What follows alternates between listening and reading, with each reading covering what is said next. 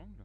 Donc nous avons effectivement ici la possibilité donc de tracer avec l'outil rectangle la forme.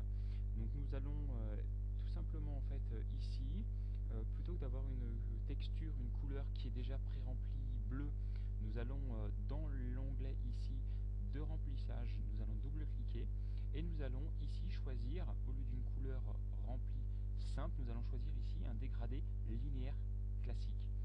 Nous avons, lorsque nous appliquons le dégradé linéaire, nous apercevons que nous avons en fait la couleur de base qui est restée, donc qui est en fait ce bleu, et nous allons pouvoir ici, au lieu d'avoir de la transparence sur le bleu, choisir une couleur différente, par exemple un vert ou autre.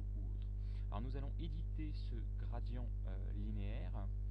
Donc ici nous avons donc bien le bleu qui est la première couleur, premier stop, et nous allons donc ici sur le deuxième stop du dégradé, nous allons choisir par exemple une couleur beaucoup plus verte. Donc par exemple on va se positionner ici, nous allons le sélectionner et le valider.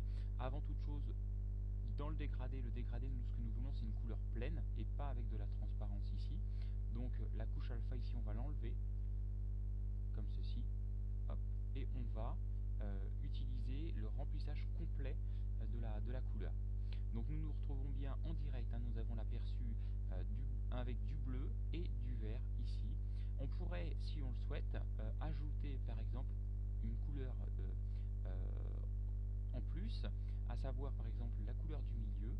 On pourrait imaginer donc plutôt dans sa position, on va la mettre par exemple près du bleu ici, et on pourrait par exemple, pour faire quelque chose d'un peu original, aller choisir par exemple un fuchsia accentué pour aller ajouter justement une troisième couleur dans ce dégradé. Donc nous nous retrouvons ici avec un dégradé bleu, fuchsia, rouge et ici un vert. Voilà, donc pour valider nous fermons ici. Dernier point dans la sélection et dans la position du dégradé, nous avons la possibilité dans ce dégradé linéaire de choisir sa direction. Alors ici donc dans la forme, là vous voyez que de gauche à droite nous allons du bleu vers le fuchsia, vers le vert.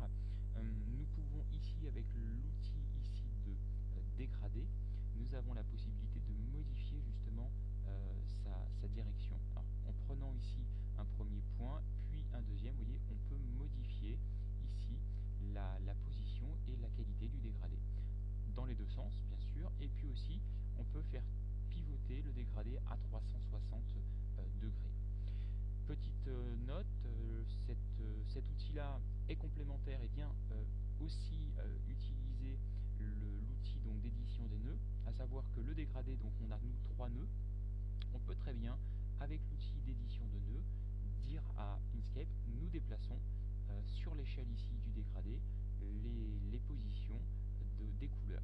Donc ça marche vraiment comme les principaux logiciels existants du marché que vous connaissez sans doute, avec cette position-là en direct. Et d'ailleurs Adobe s'était inspiré d'Inkscape pour aller chercher justement cet outil.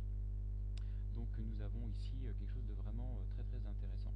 Voilà donc pour ce chapitre. Je vous donne rendez-vous donc pour